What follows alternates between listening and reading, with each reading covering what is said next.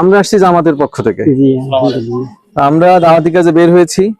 আমরা চাই বাংলাদেশ জামাত ইসলামী চায় আগামী দিনে সুন্দর একটি বাংলাদেশ গড়তে, যে বাংলাদেশে ধনী গরিব, নারী পুরুষ, হিন্দু মুসলমান, এই যে বিভিন্ন মানুষের নানান শ্রেণী পেশার মানুষের যে মতভেদ, ভেদাভেদ, বৈষম্য, এইগুলো দূর হয়ে সবাই যেন যার যে মর্যাদা পাওয়া দরকার। আজকে মনে করেন যারা শ্রমিক লেভেলে কাজ করে তাদেরকে এই সমাজে আসলে কোনো মর্যাদা দেয় না, তাদেরকে কিন্তু লাঠিচার্জ হিসেবে সমাজের মানুষ হিসেবে তারা আসলে মনে করে না। যে এরা কি সমাজের মানুষ নাকি, যারা রিক্সা চালায়, দিন মজুরি, এই যারা আপনার মেথডের কাজ করে, ড্রেন পরিষ্কার করে, এদেরকে কিন্তু সমাজে কোনো মূল্য দেয় না। কিন্তু আজকে যদি মনে করেন এই যারা রাস্তা শ্রমিক, যারা ড্রেন শ্রমিক, যারা এই ময়লাগুলো পরিষ্কার করে, তারা যদি অবরোধ করতো যে আমরা আর তোমাকে ল্যাট্রিন পরিষ্কার করে দেবো না, ড্রেন পরিষ্কার করে দেবো না, তাহলে কি আমরা সমাজে বাস করতে পারতাম? কিন্তু যাদের জন্য আমরা সমাজে আজকে, তারা বলতো যে আমরা কোনো টয়লেট আর পরিষ্কার করবো না, তাহলে আমরা কি ঘরে ঘুমাতে পারতাম? ঘরের ভিতরে গ্যাস হয়ে, গন্ধ হয়ে, ঘর ছেড়ে রাস্তায় এসে থাকা লাগতো।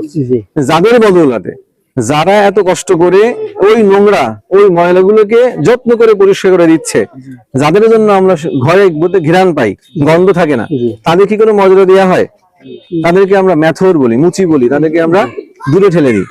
কিন্তু আমরা জামাত ইসলামী চাই এমন একটা সমাজ প্রতিষ্ঠা হোক যে সমাজ এরকম কোনো কি থাকবে না, ভেদাভেদ থাকবে না। ওই যে মেথর তারও মর্যাদা থাকবে, ওই যে রিক্সা চালায় তারও মর্যাদা থাকবে, ওই যে রাস্তা শ্রমিক তারও কি থাকবে।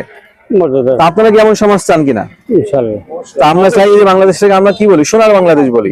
এই বাংলাদেশকে যেন আমরা সোনার বাংলাদেশই করতে পারি। আসলে মাটিতেও সোনা আছে, বাতাসেও সোনা আছে, সব জায়গায় আছে। কিন্তু সমস্যা হয়ে গেছে, চেয়ারে যারা বসে আছে, ওই চেয়ারের লোকগুলো কি অসৎ।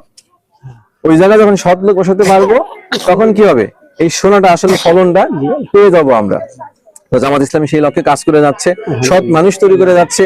এই দেশটা যেন একটা কল্যাণময় রাষ্ট্র প্রতিষ্ঠা হয়, সবাই যেন এই দেশের কল্যাণটা নিতে পারে।